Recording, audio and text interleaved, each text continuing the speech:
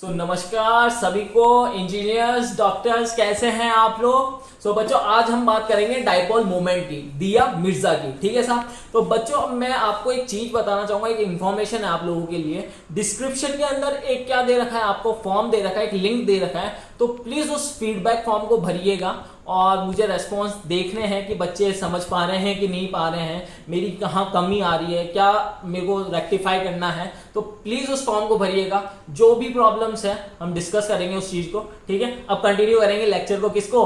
Dipole movement को। ठीक है, डाइपोल मूवमेंट करता क्या है? डाइपोल मूवमेंट हमें बताता है कि यार एक मॉलिक्यूल पोलर है कि नहीं है। मतलब मॉलिक्यूल की बात करता है, बॉन्ड की बात नहीं करता है। तो क्या बात करते हैं? Bond polarity depends upon delta E. मतलब क्या हुआ, एक एग्जांपल से अपन समझते हैं। ठीक है हाँ, ये है हमारा CO2 है। तो ये जो CO2 है, कार्बन और ऑक्सीजन के बीच में जो बॉन्ड बना है वो पोलर है, क्योंकि इन दोनों के बीच में EN का डिफरेंस है। कार्बन की EN 2.5, ऑक्सीजन की EN 3.5।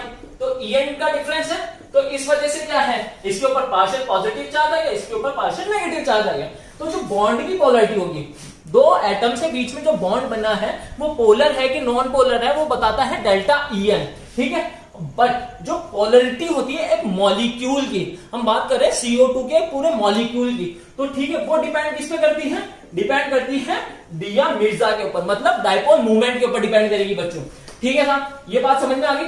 तो ये क्या है, ये दोनों इधर पुल कर रहे हैं, ये दोनों बॉन्ड इधर पुल कर रहे हैं, एक दूसरे को पुल कर रहे हैं। जब मैं यहां पे खड़ा हूं, मुझे एक तरफ से एक हाथी खींच रहा है, दूसरी तरफ से दूसरा हाथी खींच रहा है, दोनों का क्या है? इक्वल पावर है। तो मैं कहीं हिलूंगा, कहीं हिल सकता हूं क्या? बताओ, नहीं हिल सकता ना। तो मैं अपनी जगह रहूंगा। मतलब बॉन्ड क्या हो गया, मॉलिक्यूल क्या हो गया? नॉन पोलर हो गया। लेकिन एक हाथी अगर एक ही तरफ रहे तो मैं पूरा का पूरा खींचाऊंगा, तो ये क्या है? बॉन्ड तो पोलर हो गया हमारा, ये तो क्या हो गया? पोलर। और पूरा का पूरा मॉलिक्यूल क्या हो गया? Non polar. ठीक है बात, अब बात समझ में आ जाती है। मॉलिक्यूल है वो है non polar, mu equals to 0। जो डाइपोल मूवमेंट है, जो दिया मिल रहा है, उसको म्यू से रिप्रेजेंट किया जाता है। और जो हमारा बॉन्ड पोलर है, बॉन्ड तो क्या है? पोलर है अपना। अब बात कर लेते हैं, जो डाइपोल मूवमेंट होता है is a product of. Dipole movement है क्या यार? बेसिकली इसको हम डिफाइन कैसे करेंगे? तो डाइपोल मूवमेंट है वो क्या है? प्रोडक्ट है किसका? चार्ज का इंटरन्यूक्लियर डिस्टेंस का। मतलब mu equals to Q into T। मतलब क्या हो जाएगा?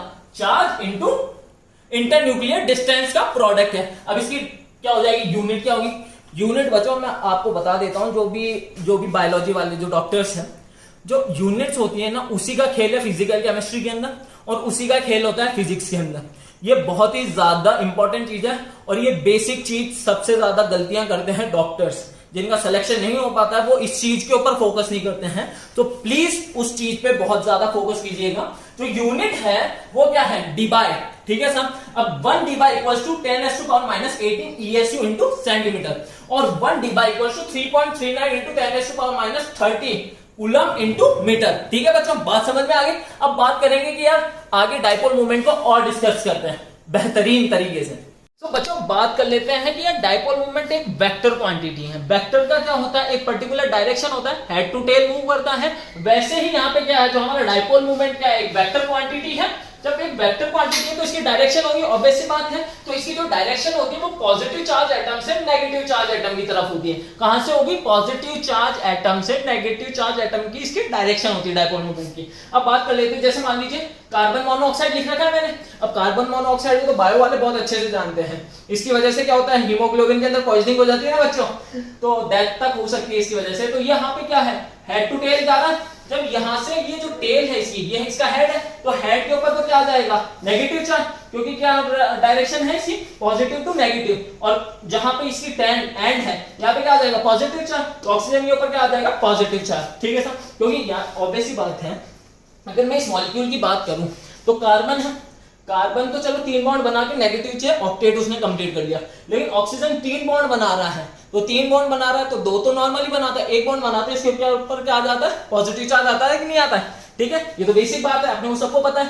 इंजीनियर्स डॉक्टर्स को तो सब कुछ पता रहता ही है। अब बात कर लेते हैं dipole movement of a molecule. Molecule को हम कैसे बात करेंगे? जो डाइपोल मूवमेंट होता है ना, एक वेक्टर क्वांटिटी, उसका एंगल वैंगल सब कुछ होता है। जब उसका एंगल वैंगल है तो उसके अंदर क्या होता है? जो फॉर्मूला लगता है वो लगता है अंडर रूट, मतलब स्क्वायर म्यू1 स्क्वायर प्लस म्यू2 स्क्वायर प्लस 2 म्यू1 म्यू2 cos थीटा।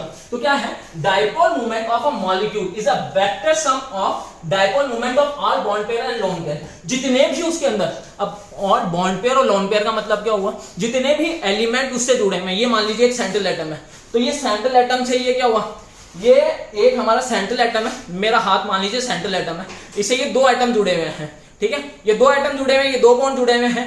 अगर ये मान लीजिए 180 डिग्री पे आ रखा है ये मामला, ये सारा का सारा 180 डिग्री पे है, अब ये 180 पे है, अगर ये भाई साहब और ये भाई साहब दोनों ही सेम स्ट्रेंथ के होंगे तो डाइपोल मूवमेंट जो होगा मॉलिक्यूल का, क्या एज अ CO2 मान लीजिए आप इसको, तो यहाँ पे डाइपोल मूवमेंट क्या आ जाएगा, 0 आ जाएगा, क्योंकि यहाँ पे क्या आ रहा है 180 आ गया, 180 आएगा। अब मैं आपको इसकी मैथमेटिक कैलकुलेशन बताऊंगा थोड़ी बहुत, ठीक है, तो यहाँ पे 180 आ जाएगा, तो -2 म्यू1 म्यू2 हो जाएगा, और यहाँ पे क्या हो जाएगा 2 म्यू1 म्यू2 आ जाएगा, दोनों क्या हो जाएंगे माइनस हो गए, माइनस होके 0, 0 मतलब क्या हो जाएगा म्यू 0 हो गया, म्यू 0 मतलब डाइपोल मूवमेंट 0, डाइपोल मूवमेंट 0 मतलब मॉलिक्यूल नॉन पोलर है। क्या हुआ, बात समझ में आ गई बच्चों? तो क्या है, dipole movement is dipole movement of a molecule is the vector sum of dipole movement of all bond pairs and lone pairs. ठीक है, अब बात कर लेते हैं थोड़ा मैथमेटिकल कैलकुलेशन की। सो बच्चों बात कर लेते हैं थोड़ी बहुत कैलकुलेशन की, कि यार आपने को पता कैसे चलेगा कि यार एक ये मॉलिक्यूल नॉन पोलर है, ये मॉलिक्यूल पोलर है, पता कैसे चल रहा है? तो बात कर लेते हैं, पता लगवाते हैं। ठीक है साहब, तो क्या हो जाएगा, म्यू का formula mu equals to under root म्यू1 प्लस म्यू1 स्क्वायर प्लस म्यू2 स्क्वायर प्लस 2 म्यू1 म्यू2 कॉस थीटा। ठीक है साहब, अब मान लीजिए कॉस थीटा हमारा क्या आ रहा है 0 डिग्री। अब कॉस थीटा जो अगर 0 डिग्री है, कॉस 0 डिग्री है, तो कॉस थीटा की वैल्यू क्या हो गई 1, जो कि क्या होती है मैक्सिमम वैल्यू। जब मैक्सिमम वैल्यू हो गई, यहाँ पे क्या हो जाएगा 1 डाल के रखिए, तो क्या आ जाएगा म्यू1 प्लस म्यू2 आ जाएगा, जो कि क्या होगा मैक्सिमम होगा।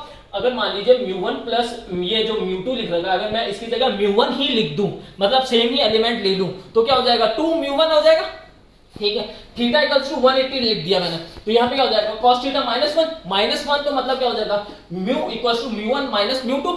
अगर म्यू1 ये जो म्यू2 है, अगर मैं उसको 1 कर दूं तो क्या हो जाएगा म्यू1 माइनस म्यू1 क्या हो जाएगा 0, जो कि क्या होता है नॉन पोलर मॉलिक्यूल होता है। अब बात कर लेते हैं, जैसे थीटा बढ़ा, क्योंकि क्या हो रहा है 0 से जा रहा हूं 180 पे, ऑब्वियसली बात है वैल्यू बढ़ रही है कि कम हो रही है, कम तो नहीं लग रहा ना किसी को, वैल्यू बढ़ ही रही है ना। हाँ तो बच्चों वैल्यू बढ़ रही है, ठीक है मैथमेटिकली, तो थीटा बढ़ रहा है, थीटा बढ़ा तो डाइपोल मोमेंट कम। बच्चों ये बहुत ही ज्यादा इंपॉर्टेंट है, इसे मार्क कर लीजिएगा कि अगर थीटा बढ़ेगा तो डाइपोल मोमेंट क्या होगा बच्चों, कम होगा। ठीक है साहब, अब बात कर लेते हैं छोटी सी ट्रिक की बात कर लेते हैं। ऐसा ट्रिक बात करते हैं अपन, दो अगर आइडेंटिकल मॉलिक्यूल, दो आइडेंटिकल डाइपोल मूवमेंट अगर एक दूसरे के क्या हो 180 डिग्री पे हो, मतलब ये भाई साहब 180 डिग्री पे है, तो यहाँ पे जो डाइपोल मूवमेंट आएगा वो कितना हो जाएगा 0, मतलब म्यू इक्वल्स टू क्या हो गया 0। अब बात कर लेते हैं, अगर 3 आ जाए 120 डिग्री पे, ऐसे मान लीजिए ये 3 दिख रहे हैं आपको 120 डिग्री पे, तो यहाँ पे जो डाइपोल मूवमेंट आएगा ना वो क्या आएगा 0 आएगा। 120 डिग्री पे आया तो म्यू इक्वल्स टू क्या हो जाएगा 0 डिग्री आ जाएगा, क्योंकि एक ऊपर खींचेगा एक इधर एक इधर, तो क्या हो जाएगा बैलेंस क्या आ जाएगा, जो नेट फोर्स आएगा वो क्या हो जाएगा 0 डिग्री हो जाएगा। मतलब क्या आ जाएगा, सॉरी 0 डिग्री नहीं होगा, डाइपोल मूवमेंट हमारा क्या हो जाएगा 0 हो जाएगा। ऐसा ही क्या हो जाएगा जब चार आइडेंटिकल डाइपोल मूवमेंट अगर 90 डिग्री पे हो, 90 डिग्री का मतलब हो गया स्क्वायर प्लेनर। ठीक है, तो ये इधर खींच रहा है, ये इधर खींचेगा, ये इधर खींच रहा है, ये इधर खींच रहा है, नेट क्या आ रहा है 0 आ रहा है। ठीक है, और ऐसा 10928 डिग्री किसका होता है टेट्राहेड्रल का, अपन हाइब्रिडाइजेशन में बात करी थी। ठीक है, तो यहां पे भी क्या होता है 10928 मिनट्स के अंदर भी क्या होगा डाइपोल मूवमेंट 0 होगा। अब बात करेंगे कुछ इंपॉर्टेंट पॉइंट की, जिससे पूरा का पूरा डाइपोल मूवमेंट हमें समझ में भी आएगा, और उसके बाद लेंगे हम इसके क्वेश्चंस। ठीक है, तो बच्चों बात कर लेते हैं बहुत ही ज्यादा इंपॉर्टेंट पॉइंट्स की भी बात कर सकते हैं, और इन्हें हम शॉर्ट ट्रिक्स भी कह सकते हैं, कि इनको देख के अगर आपने इनको समझ लिया या फिर इनको मेमोराइज कर लिया, मेमोराइज ही करना पड़ेगा थोड़ा बहुत, अगर इनको आपको पता है कि यार ऐसी चीजें होती हैं, तो आपका क्वेश्चन विद इन 1 से 2 सेकंड्स में कंप्लीट हो जाएगा।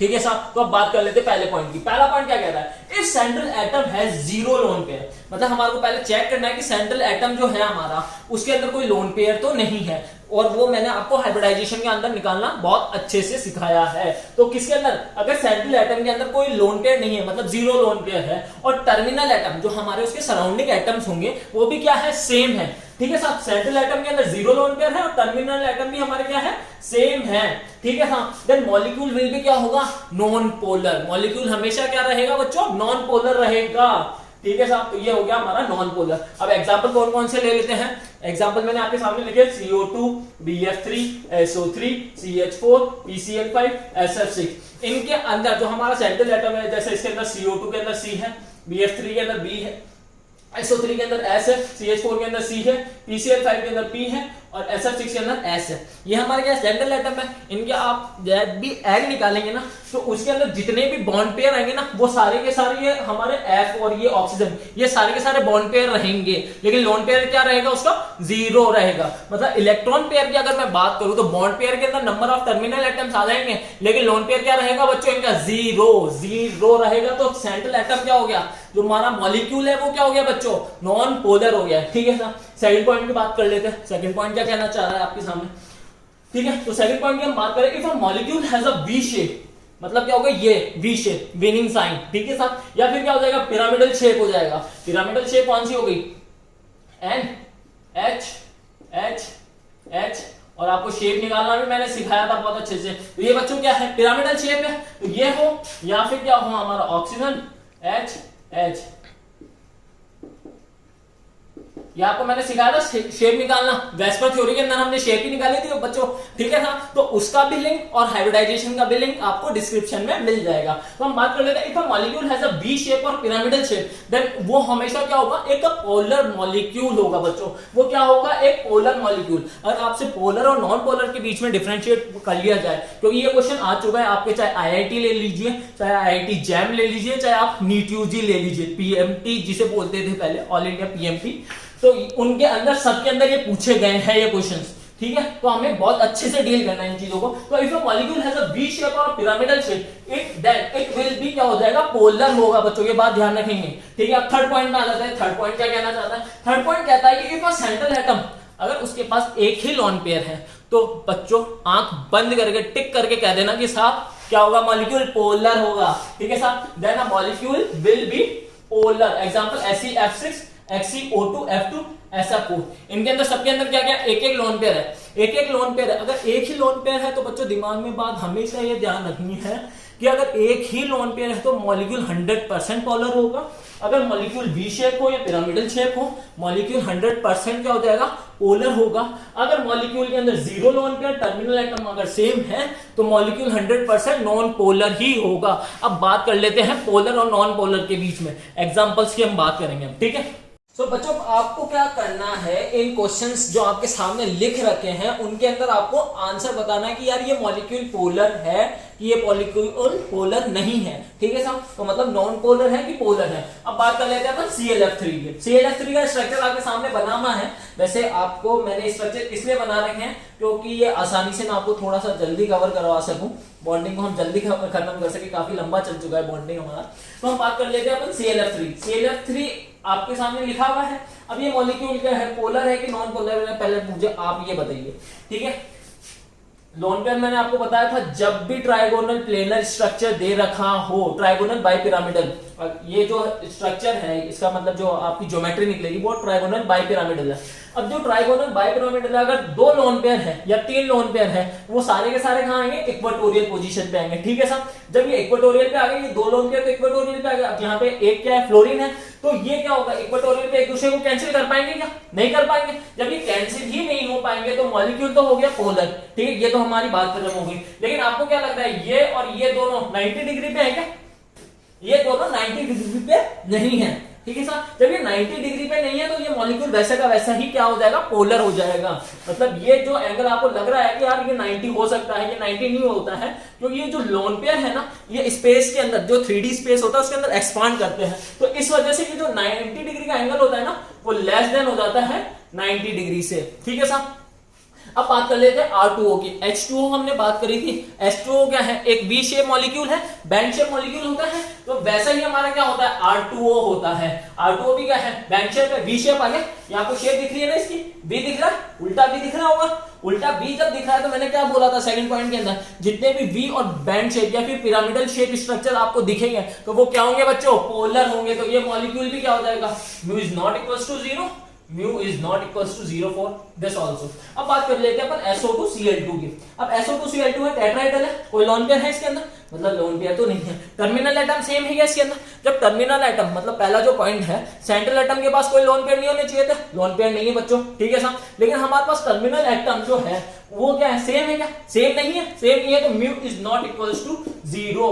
ये एक दूसरे को कैंसिल नहीं कर सकते हैं, कुछ ना कुछ म्यू रहेगा, कितना रहेगा वो हमें नहीं डील करना है, लेकिन कुछ तो रहेगा। मॉलिक्यूल क्या होगा? पोलर होगा। अब बात कर लेते हैं अपन जितने भी क्या बोलते हैं, जितने भी डायमेरिक स्ट्रक्चर्स होते हैं ना, कोई सा भी डायमेरिक स्ट्रक्चर ले लीजिएगा बच्चों, एक ये पॉइंट बहुत ही ज्यादा इंपॉर्टेंट है, जितने भी आपको डायमेरिक स्ट्रक्चर मिले, चाहे BeCl2 सॉरी Be2H4 B2H6 या फिर I2Cl6, ये जितने भी मिलेंगे ना, इसका जो म्यू होगा वो हमेशा क्या आएगा? 0 आएगा। तो हमेशा जो डायमेरिक स्ट्रक्चर आपको दिखेंगे तो उनका जो म्यू होगा मतलब डायपोल मोमेंट जो होगा बच्चों क्या होगा? 0 होगा। मोस्ट इंपॉर्टेंट चीज है ये पॉइंट आपको हमेशा ध्यान रखना है। कोई भी डायमेरिक स्ट्रक्चर मिलेगा म्यू इक्वल्स टू 0 डाल देना है, बिना देखे आंख बंद करके। मेरा बच्चा कभी गलत नहीं कर सकता है। बात करें आगे एग्जांपल की H2O2 की। H2O2 है, स्ट्रक्चर क्या है? वी शेप दिख रही है, ये आपको वी शेप दिख रही है कि नहीं दिख रही है बच्चों? यहाँ पे ये वाली वी शेप दिख रही होगी। जब ये आपको वी शेप दिख रही है तो क्या होगा? मोलर मॉलिक्यूल तो क्या हो जाएगा? पोलर हो गया, मॉलिक्यूल तो पोलर हो गया। अब इससे रिलेटेड जो भी एग्जांपल हो गया, O2F2 ले लीजिए, वो भी क्या होगा? क्या होगा बच्चों? पोलर की नॉन पोलर? पोलर। इसे जो इस स्ट्रक्चर को हम क्या कहते हैं? हाफ बुक या ओपन बुक स्ट्रक्चर भी कहा जाता है इसे, ठीक है साहब। अब बात कर लेते हैं अपन CH2Cl2 की। अब ये स्ट्रक्चर है, कार्बन के ऊपर कोई लोन पेयर है, कार्बन के ऊपर कोई लोन पेयर नहीं है। जब कार्बन के ऊपर कोई लोन पेयर नहीं है और टर्मिनल एटम सेम नहीं है, mu equals not equals to 0, क्योंकि टर्मिनल एटम सेम नहीं है, कुछ ना कुछ डिफरेंट तो होगा, कुछ ना कुछ तो म्यू होगा ही होगा, क्योंकि एक दूसरे को कैंसिल कर पा रहे नहीं कर पा रहे। जब एक दूसरे को कैंसिल नहीं कर पाएंगे mu is not equals to 0 हो जाएगा, ठीक है। अब और एग्जांपल्स की हम बात करेंगे डायपोल मूवमेंट के अंदर। आज पूरा खत्म कर देंगे हम डायपोल मूवमेंट बहुत ही अच्छी तरीके से। जो बात कर लेते हैं, ये जो 3 एग्जाम्पल आपके सामने लिख रखे हैं ये इंपॉर्टेंट भी है, दूसरी बात ये अच्छे एग्जाम्पल्स हैं, तीसरी बात आपको मजा आएगा इनमें, ठीक है। तो अब बात कर लेते हैं अपन HF, HCl, HBr और HI। अब क्या होता है? Mu equals to Q into D, Q into D हो गया। जो हमारा ये Q है इसे मैं डेल्टा E लिख सकता हूँ, ठीक है। और इसे हम क्या कहेंगे? डिस्टेंस हो गया, मतलब ये साइज हो गया। अब यहाँ पे क्या हो रहा है? साइज बढ़ रहा है, क्योंकि हमारा जो फ्लोरीन, क्लोरीन, ब्रोमीन, आयोडीन है, मतलब एनाइन का साइज बढ़ रहा है, तो मतलब ये फैक्टर तो है ही है। और डेल्टा EN अब 4 होती है, इसकी अप्रोक्सीमेटली 3 पॉइंट समथिंग होती है, इसकी 2.8 होती है और इसकी 2.5 के अराउंड होती है। तो यहाँ पे क्या हो रहा है? अप्रोक्सीमेटली EN भी क्या हो रही है? कम हो रही है। डेल्टा EN क्या हो रहा है? कम हो रहा है। तो यहाँ पे जो बच्चों जो डील करेंगे, जो HF, HCl, HBr, HI, इसके अंदर जो डेल्टा EN वाला फैक्टर होता है ना, वो डोमिनेट करता है। देखिए बच्चों, हम जब भी बात करेंगे तो हमारे को ऐसा बात नहीं है कि ये मैं अपनी तरफ से नहीं बोल रहा हूँ कि ये चीजें मैंने बता दी यार ऐसा ही होता है, ये सारी प्रैक्टिकली प्रूव्ड है और इनके हमारे को रीजन देने पड़ते हैं। केमिस्ट्री के अंदर क्या होता है? पहले एक्सपेरिमेंट परफॉर्म किया जाता है, जो आता है उसे हमारे को समझना पड़ता है और फिर हमारे को क्या देनी पड़ती है? थ्योरी देनी पड़ती है। तो हमारे को रिजल्ट के हिसाब से थ्योरी देनी पड़ती है। तो हम बात कर लेते हैं यहाँ पे क्या हो गया? डेल्टा E डोमिनेट कर गया। जब ये डेल्टा E डोमिनेट कर गया तो यहाँ पे जो bond order sorry dipole movement जो आता है ना, जो डायपोल मूवमेंट आता है वो क्या आता है? ऑर्डर क्या है डायपोल मूवमेंट का बच्चों? HF, HCl, HBr और HI, ठीक है। क्योंकि यहाँ पे डेल्टा EN क्या कर रहा है?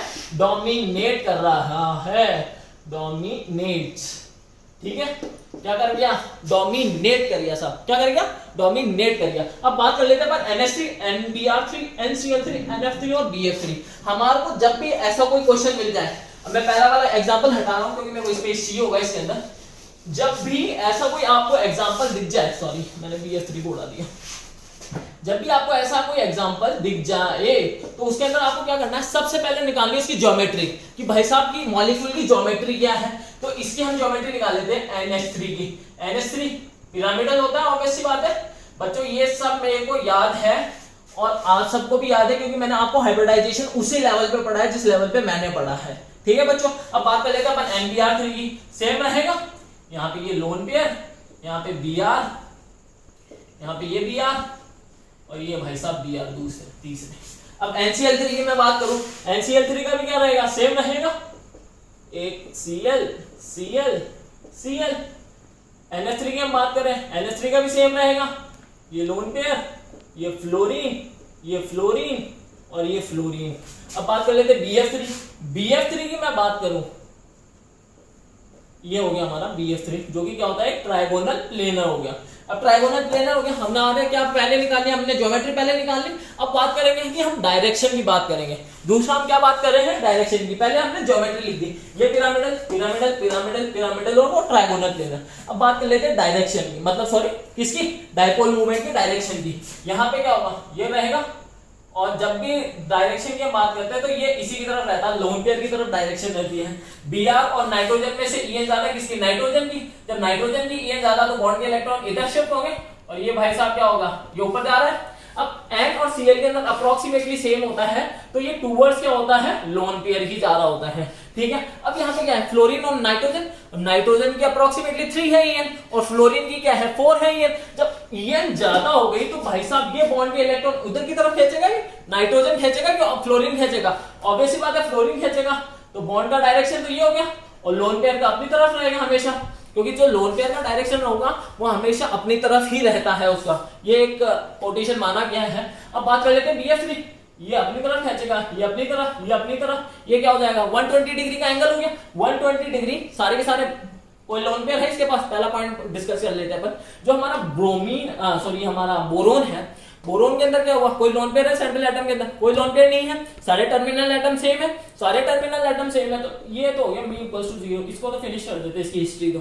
अब बात कर लेते हैं यहाँ पे डायरेक्शन, आपको समझ में आ गई, यहाँ कुछ भी नहीं है, यहाँ पे मतलब क्लोरीन और नाइट्रोजन की En अप्रोक्सीमेटली सेम है, तो डायरेक्शन लोन पेयर की तरफ। और यहाँ पे क्या हो जाएगी, लोन पेयर तो ऊपर की तरफ खींच रहा, फ्लोरीन अपनी तरफ खींच रहा, मतलब कुछ ना कुछ, मतलब मान लीजिए मेरे को कोई इधर से खींच रहा और इधर से खींच रहा, और इधर वाले के अंदर पावर ज्यादा है और इधर वाले में थोड़ी कम है, तो कुछ ना कुछ तो माइनस होगा ना उसके अंदर से। मतलब क्या हुआ, यहां से कोई खींच रहा है ऊपर और नीचे भी उतना ही पुल लग रहा है, मतलब अप्रोक्सीमेटली माइनस तो हुआ ही होगा ना, एडिशन तो हुआ नहीं होगा ऐसे। ये यहाँ पे मैंने क्या कर दिया, डोनेशन भी कर दिया, ऊपर की तरफ ही जा रहा है, ऊपर की तरफ और मैंने पुल कर दिया, तो वो तो और ज्यादा ऊपर चला जाएगा। यहाँ पे क्या हुआ, ऊपर की तरफ तो लग ही रहा है, नीचे और लगाया जा रहा है, तो मामला ज्यादा ऊपर तो जा नहीं पाएगा, मतलब पोलरिटी इतनी ज्यादा बढ़ेगी नहीं इसकी, ठीक है सर। इसके अंदर अप्रोक्सीमेटली सेम ही रहेगा, लोन पेयर के अंदर जितना दम है उतने के हिसाब से। तो अब क्या हुआ, यहाँ पे आप बात कर लेते हैं। अब बात हो गई तो अपने को जो bond order sorry dipole movement जो आएगा वो ऑर्डर क्या आएगा, बच्चों बात समझ में आएगी नहीं है, समझ में आ गई। अब बात कर लेते हैं नेक्स्ट की, डायपोल मूवमेंट का करेक्ट ऑर्डर आपको बताना है इसके अंदर। OF2 और H2O, OF2 है तो हमारे को क्या गया, fluorine fluorine, oxygen, hydrogen hydrogen, ठीक है साहब। ये लोन पेयर, ये लोन पेयर, यहाँ पे ये लोन पेयर और ये लोन पेयर, ठीक है साहब। अब ये क्या होगा, फ्लोरीन है, फ्लोरीन तो अपनी तरफ ही खींचेगा।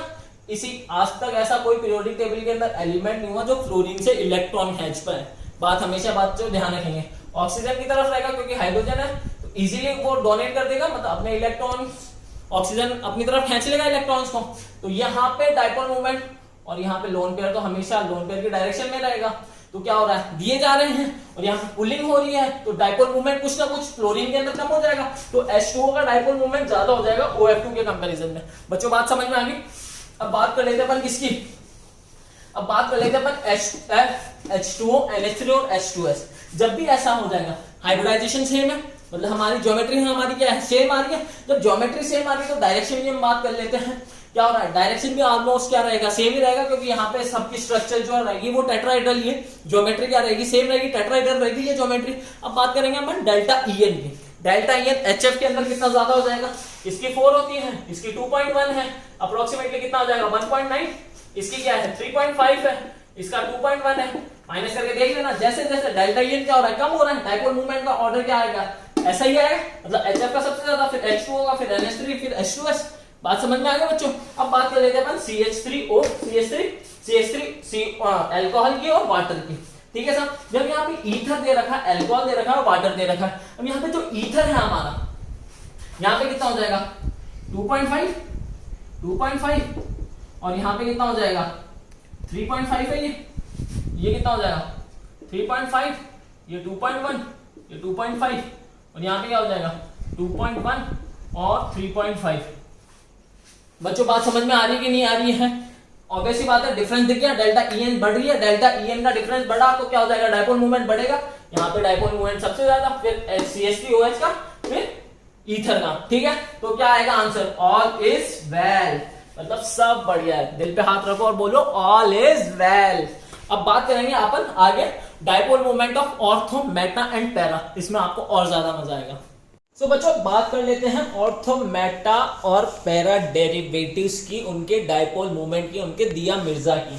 ठीक है साहब, तो बात कर लेते हैं in the presence of both electron donating, मतलब या तो दोनों के दोनों डोनेटिंग स्पीशीज लग जाएं या दोनों के दोनों इलेक्ट्रॉन विड्रॉइंग ग्रुप लग जाए, जैसे कि ये हैं दोनों के दोनों क्या इलेक्ट्रॉन विड्रॉइंग है। अगर मैं यहाँ पे CH3 कर देता तो वो भी सेम इफेक्ट ही होता। ठीक है, मतलब वहां पे वो डोनेट करने लग जाते हैं, यहाँ पे इलेक्ट्रॉन विड्रॉइंग कर रहे हैं। तो यहाँ पे क्या हो रहा है, जो ये एंगल बन रहा है, ये बन रहा है क्या 60 डिग्री, यहाँ पे देखना 60 डिग्री बन रहा है, ये 60 डिग्री बन रहा है। यहाँ पे ये एंगल देखो, ये मिलाओ इसको, ये मिल गया, ये कितना बन रहा है 120 डिग्री मिल रहा है, ये 60 डिग्री, ये 120 डिग्री, और ये भाई साहब क्या हो जाएंगे 180 डिग्री, ये इधर पुल करेगा और ये भाई साहब इधर पुल करेंगे, मतलब म्यू इक्वल्स टू यहाँ पे क्या हो जाएगा 0।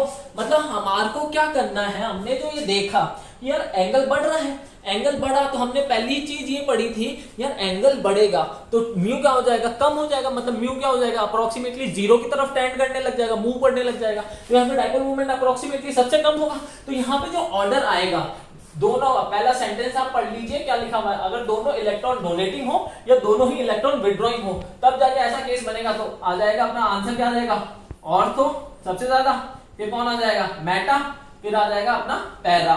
इसे हम ऑर्थो कहते हैं, ये हमारा मेटा होता है और ये हमारा क्या हो जाएगा पैरा हो जाएगा।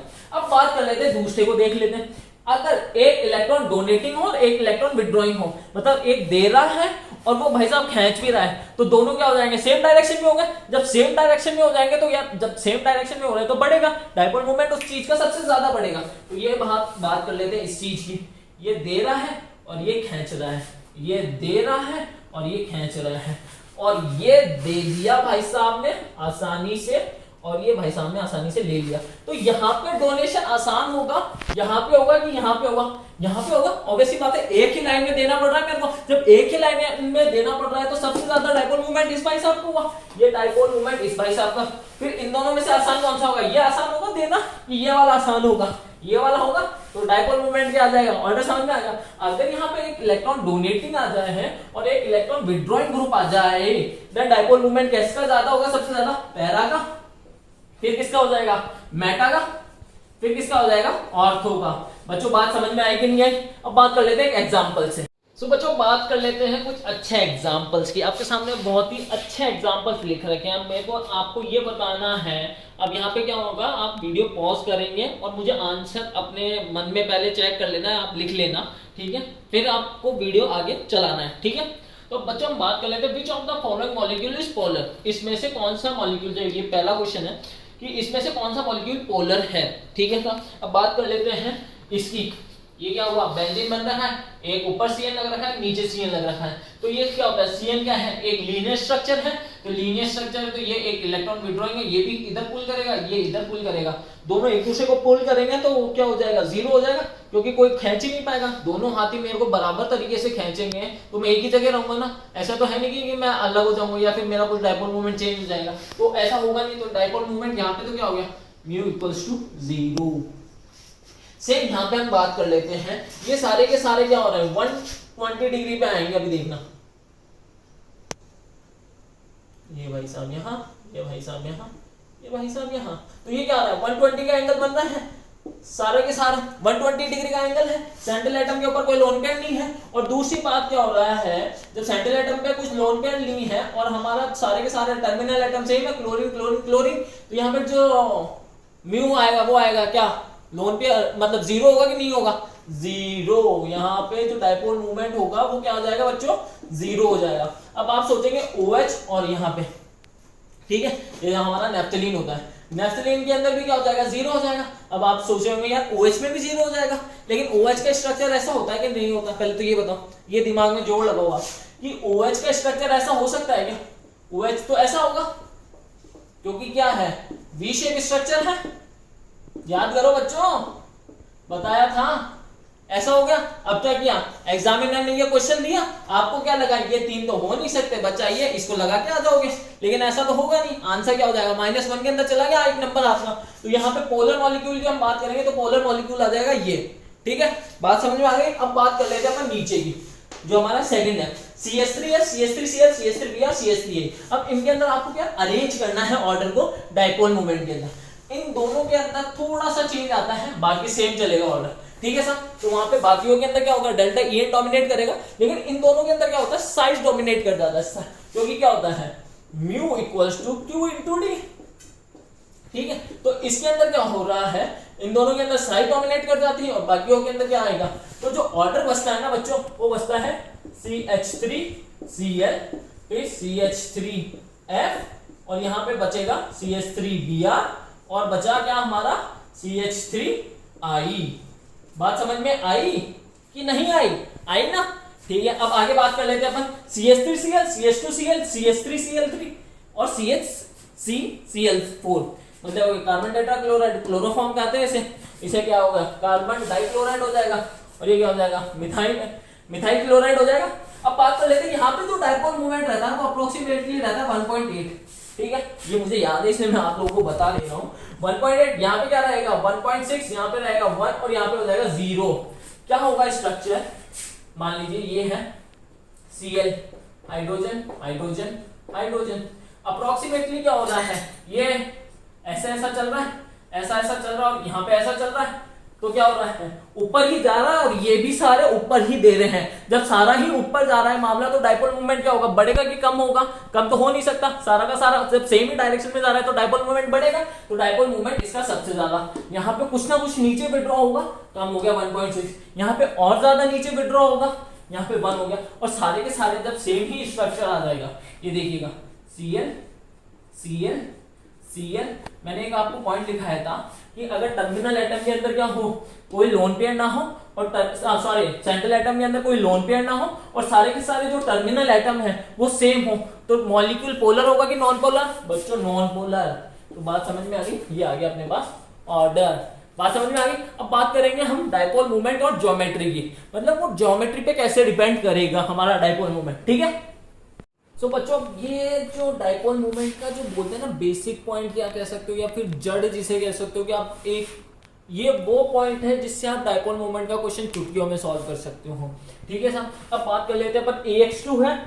अब AX2 है तो लीनियर में भी आ सकता है। अब AX2 के अंदर डाइपोल मूवमेंट 0 भी हो सकता है और यहाँ पे डाइपोल मूवमेंट 0 नहीं भी हो सकता है। अब ये कैसे होगा, ये बात कैसे होगी अपने कि अब स्ट्रक्चर मान लीजिए अब CO2 दे दिया मैंने तो उसका तो डाइपोल मूवमेंट 0 हो गया, लेकिन अगर मैंने यहाँ पे H2O दे दिया तो डाइपोल मूवमेंट 0 होगा, नहीं हो सकता है। तो दोनों कंडीशन पॉसिबल है, म्यू इक्वल्स टू 0 भी हो सकता है और म्यू इक्वल्स टू 0 किसमें होगा, लीनियर शेप आएगी उसकी तभी 0 हो सकता है। ये लीनियर शेप किसमें आ सकती है, sp के अंदर आ सकती है या फिर sp3d के अंदर आ सकती है। अब sp3d के अंदर कैसे आएगी, अब sp3d की हम बात करें तो कोई सा भी एक मॉलिक्यूल x मॉलिक्यूल ले लीजिए, यहाँ पे 3 लोन पेयर, तीनों लोन पेयर कहाँ आते हैं, इक्वेटोरियल पोजीशन पे और यहाँ पे 2, तो ये क्या हो गई लीनियर शेप आ गई। अब ये जब ये लीनियर शेप आ गई तो ये क्या करेंगे, एक दूसरे को ये कैंसिल कर देंगे और लोन पेयर एक दूसरे को अपने आप कैंसिल कर देंगे। मतलब ये जो तीनों लोन पेयर है वो एक दूसरे को कैंसिल कर देंगे क्योंकि तीनों लोन पेयर कितने पे आ रहे हैं, 120 डिग्री पे आ रहे हैं, कैंसिल आउट हो गए। अब ये दोनों एक दूसरे के जो सेम एलिमेंट है, क्योंकि मैंने X2 लिखा है मतलब वहां पे जो टर्मिनल एटम है वो सेम है, तो वो एक दूसरे को कैंसिल कर देगा। जब कैंसिल आउट हो गया तो डाइपोल मूवमेंट क्या हो गया, 0 हो गया। ये हो गया लीनियर का केस खत्म, मतलब म्यू इक्वल्स टू 0 का केस खत्म। अब बात कर लेते हैं mu is not equals to 0। जब ये म्यू नॉट इक्वल्स टू 0 है, जो म्यू हमारा नॉट इक्वल्स टू 0 है तो वो वी शेप हो गया। वी शेप के अंदर कौन सा आ जाएगा, sp2 आ जाएगा या sp3 हो जाएगा, क्योंकि है तो क्या होगा AX2 के अंदर आ जाएगा। अब H double bond O double bond O और ये लोन पेयर, और ऐसी बात है 0 हो नहीं सकता म्यू। और मैंने क्या बताया था सेकंड पॉइंट के अंदर, जब भी वी शेप या पिरामिडल शेप आ जाए तो हमारे को क्या ध्यान रखना है, mu is not equals to 0। तो mu is not equals to 0 V shape के अंदर आ गया, ठीक है। और H2O टेट्राहेड्रल हो गया। अब ये क्या सा होता है, ये भी क्या होता है वी शेप होता है, ये 2 लोन पेयर, ये 2 लोन पेयर क्या होगा वी शेप हो गया। जब ये वी शेप हो गया तो क्या हो गया बच्चों, क्या हो गया, पोलर की नॉन पोलर, पोलर, ठीक है। अब बात कर लेते हैं हम AX3 के वाले की केस की, ठीक है। ये वाला समझ में आ गया केस पूरा। अब बात कर लेते हैं अपन AX3 के केस की। ax3। अब ax3 के अंदर क्या होगा, अगर म्यू इक्वल टू 0 है, म्यू इक्वल टू 0 है तो वो किस केस के अंदर हो सकता है, एक ही केस बचता है ये ट्राइगोनल प्लेनर वाला, bf3 ले लो या bcl3 ले लो, क्योंकि क्या है बोरोन के पास कोई लोन पेयर नहीं है, lone pair terminal atom same है, म्यू इक्वल टू क्या हो जाएगा 0 हो गया। अब बात कर लेते हैं अपन म्यू इक्वल टू 0 वाला केस खत्म। अब बात कर लेते हैं mu is not equal to 0, मतलब क्या हो जाएगा, ax3 की बात हो रही, मतलब यार मान लो nh3 की बात कर लेते हैं अपन, यहाँ पे क्या हो गया, ये हो गया और ये क्या हो गया, लोन पेयर आ गया। यहाँ पे क्या है, नाइट्रोजन पिरामिडल शेप के अंदर है, हाइड्रोजन हाइड्रोजन हाइड्रोजन, x3 हमारा क्या हो गया, सेम हो गया, x3 सेम हो गया, लोन पेयर क्या हो जाएगा, उसकी तरफ डायरेक्शन रहेगी डायपोल मूवमेंट की। जब डायपोल मूवमेंट की डायरेक्शन इसकी तरफ रहेगी तो डायपोल मूवमेंट 0 हुआ कि नहीं हुआ। जब मैंने एक पॉइंट बताया था कि अगर सिंगल लोन पेयर है तो मॉलिक्यूल 100% क्या होगा, पोलर, तो यहाँ पे क्या होगा 100% पोलर हो गया। अब बात कर लेते हैं, ये तो आ गई हमारी पिरामिडल केस की बात। अब बात कर लेते हैं अपन टी शेप की। टी शेप के अंदर किसके अंदर आ गया, टी शेप किसके अंदर आता है बच्चों, sp3d के अंदर आ गया। अब sp3d की हम बात कर लेते हैं, ये कोई भी x मॉलिक्यूल ले लीजिए, यहाँ पे कोई एक मॉलिक्यूल है, यहाँ पे एक मॉलिक्यूल है, यहाँ पे एक मॉलिक्यूल है, ये हो गए हमारे दो लोन पेयर, ये दो लोन पेयर हो गए। तो ये क्या होगा, थोड़ा सा बैंड होगा, क्योंकि ये 90 डिग्री का तो होगा नहीं, एक्चुअल 90 डिग्री है नहीं, थोड़ा सा स्लाइटली बेंटेड हो गया, लेस देन 90 डिग्री हो गया। जब लेस देन 90 डिग्री है तो क्या हो जाएगा, mu is not equal to 0 होगा। कोई कैंसिल आउट कर रहा है एक दूसरे को, नहीं कर पा रहा है, तो म्यू इक्वल टू 0 हो नहीं सकता, तो mu is not equal to 0 आ गया। ये बात समझ में आ गई ax3 के केस की, ठीक है। अपन बात कर लेते हैं अपन x इक्वल टू 4, ax4 की, जिसके अंदर म्यू इक्वल टू 0 आ रहा है, मतलब म्यू क्या आ रहा है, डायपोल मूवमेंट 0 है। अब डायपोल मूवमेंट 0 ax4 के अंदर केस कैसा हो सकता है, ये हो गया, ये मान लीजिए हमारा कार्बन, ये हाइड्रोजन हाइड्रोजन हाइड्रोजन और hydrogen, lone pair central atom के ऊपर नहीं है, खत्म होगी बात। टर्मिनल एटम सेम है, डायपोल मूवमेंट 0, मतलब ये तो हो गया अपना किसका, टेट्राहेड्रल की बात खत्म होगी यहाँ पे। अब बात कर लेते हैं अपन 90 डिग्री स्क्वायर प्लेनर की। अब स्क्वायर प्लेनर किस किस केस के अंदर हो सकता है, या तो dsp2 के अंदर हो जाएगा। मान लीजिए कोई भी एक कोऑर्डिनेशन कंपाउंड ले लीजिए है, जैसे मान लेते हैं अपन ले लेते हैं इसको ले लेते हैं ले ले AgCN4 को ले लेते हैं, ठीक है। अब यार मान लेना एग्जिस्ट करता होगा ये मॉलिक्यूल, अपन कोऑर्डिनेशन के अंदर बहुत अच्छे से डील करेंगे इस चीज को। AgCN ये Cn और ये Cn, ठीक है।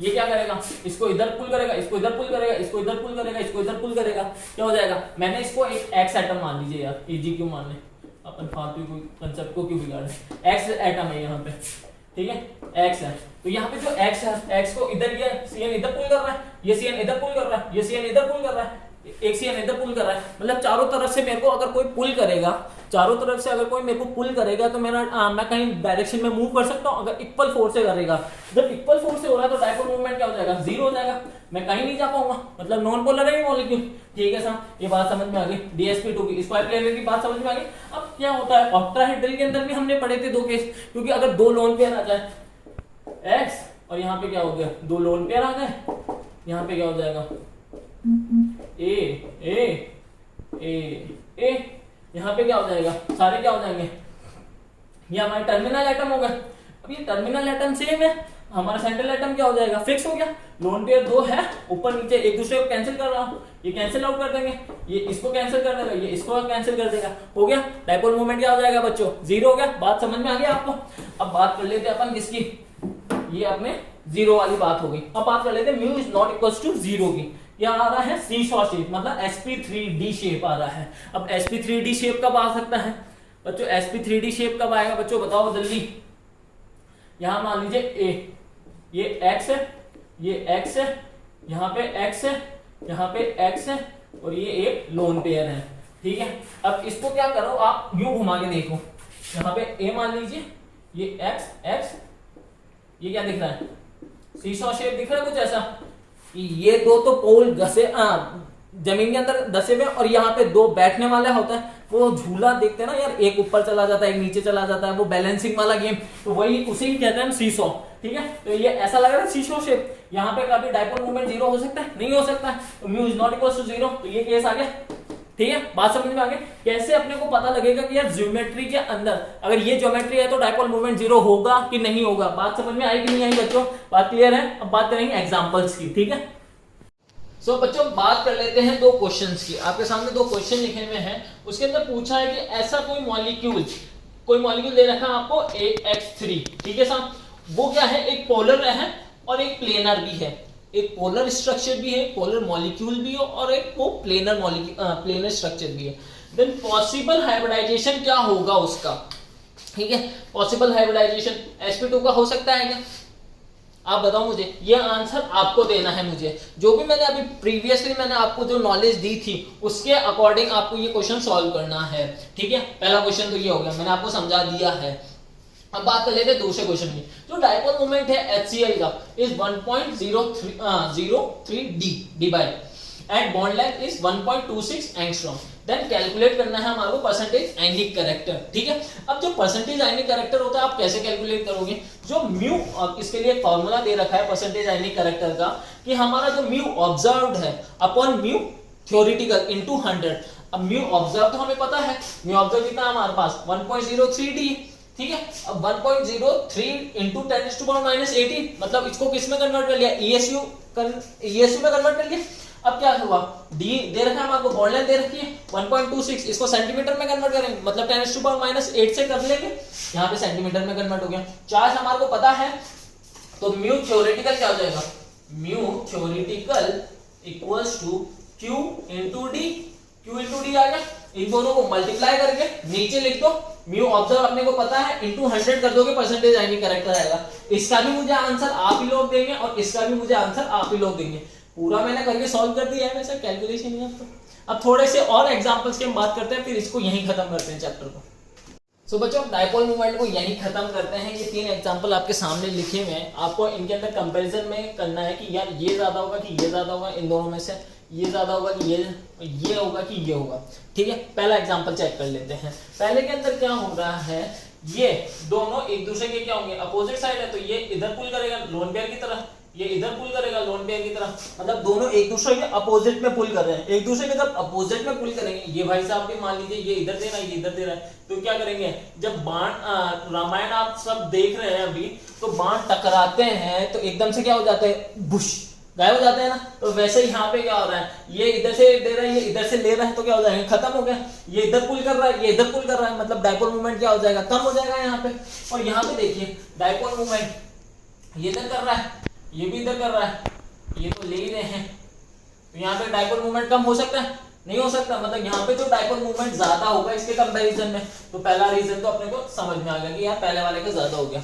अब बात कर लेते हैं इसके अंदर, C डबल बॉन्ड C है, C डबल बॉन्ड C है, CH3, इसकी डायरेक्शन देखो क्या हो रहा है, देने वाला भी इधर दे रहा है और लेने वाला भी इधर ले रहा है, दोनों सेम डायरेक्शन में है। जब सेम डायरेक्शन के अंदर तो पोलरिटी बढ़ेगी नहीं बढ़ेगी, बढ़ेगी। अब इसको देख लेते हैं, यहाँ पे ऐसा है और यहाँ पे ऐसा है, थोड़ा घूम के जाना पड़ रहा है, देने में जोर आएगा इस चीज को, ठीक है, लेने में जोर आएगा इस चीज को, तो इसका जो डाइपोल मूवमेंट हो गया भैया ज्यादा हो गया इसके कंपैरिजन में। ये बहुत अच्छा क्वेश्चन है, सब लोग मात खाते हैं इस चीज के अंदर। यहाँ पे यार एक पोलर मॉलिक्यूल आपको दे रखा है और यहाँ पे एक आपको बताना है कि यार मॉलिक्यूल पोलर है कि नहीं है। जब यहाँ पे चार्ज ही आपको दे दिया है, तो ऐसा कौन सा है कि जो इसके अंदर है कि यार इस पे partial positive charge partial negative charge develop होगा ऑक्सीजन की वजह से। यहाँ पे क्या हो रहा है, पूरा नेगेटिव चार्ज है, पूरा ही पॉजिटिव चार्ज है, मतलब कंप्लीट आयंस दे रखे हैं यहाँ पे। जब आयंस देगा तो उससे ज्यादा पोलर तो कोई हो ही नहीं सकता, तो आंसर क्या हो गया ये। बच्चों यहाँ पे आपका डाइपोल मूवमेंट होता है खत्म। आप सबका बहुत बहुत धन्यवाद इस चैनल से जुड़े रहने के साथ लिए। और दूसरी बात, मैं आपको एक फॉर्म दे रहा हूँ, डिस्क्रिप्शन में उसका लिंक मिल जाएगा, सो प्लीज उस फीडबैक फॉर्म को भरिएगा। और यार थोड़ी बहुत मेहनत कर ही रहा हूँ मैं, आपको लग रहा होगा थोड़ी बहुत तो कर ही रहा हूँ, तो प्लीज उस फॉर्म को भरिएगा, वो मेरे लिए बहुत जरूरी है, ठीक है। धन्यवाद आप सभी का।